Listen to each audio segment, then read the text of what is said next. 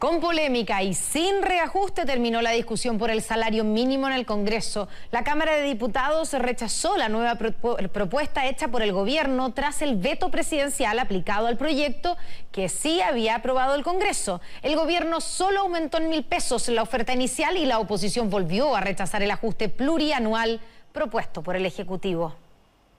En todo este rato estuvimos esperando a los ministros. Ustedes tienen la fortuna de que el ministro viene llegando acá. Fue desde ayer que la tensión comenzó a instalarse en el Congreso de manera inédita. Las diferencias no estaban puestas en las cifras del reajuste, sino en los plazos para el aumento del salario mínimo. Quiere negociar el reajuste hoy y la próxima vez que conversemos sobre reajuste, escúchame bien, marzo del 2021. Nunca defender un reajuste positivo e importante para los trabajadores que ganan menos es inmolarse. E inmolarse era una decisión tomada. La moneda había resuelto presentar un veto sustitutivo para insistir en sus plazos y dejar sin efecto el aprobado por el Senado, que era marzo de 2020. Un año de diferencia que dejó en cero el reajuste.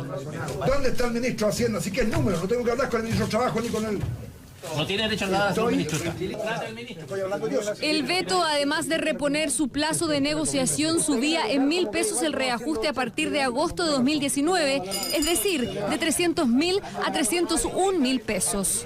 Esta luca es lo que vale en este momento la capacidad de negociación de los trabajadores para el gobierno. Con los ánimos así, el gobierno sabía la complejidad que tenía por delante. En la sala no hubo mayor diferencia. Pese a todas las negociaciones, intentos y conversaciones, los diputados rechazaron el veto presidencial, una herramienta hoy cuestionada, pero que ha sido utilizada más de 70 veces por los distintos gobiernos desde el retorno de la democracia. Y una coalición que tiene mayoría en el Parlamento le dijo que no, con esa mayoría, a la primera propuesta del Ejecutivo, que es la propuesta de salario mínimo más alta y mejor que haya tenido nuestro país en los últimos 12 años. La plurianualidad es el interés de cualquier gerente de empresa de que sus trabajadores no negocien por 3 años. Este país no es una empresa. Presidente Sebastián Piñera. Gallito que terminó sin ganadores, porque al rechazar la oposición el veto, vino el rechazo del oficialismo a la insistencia del proyecto original. En resumen, no habrá reajuste para unos 800.000 trabajadores.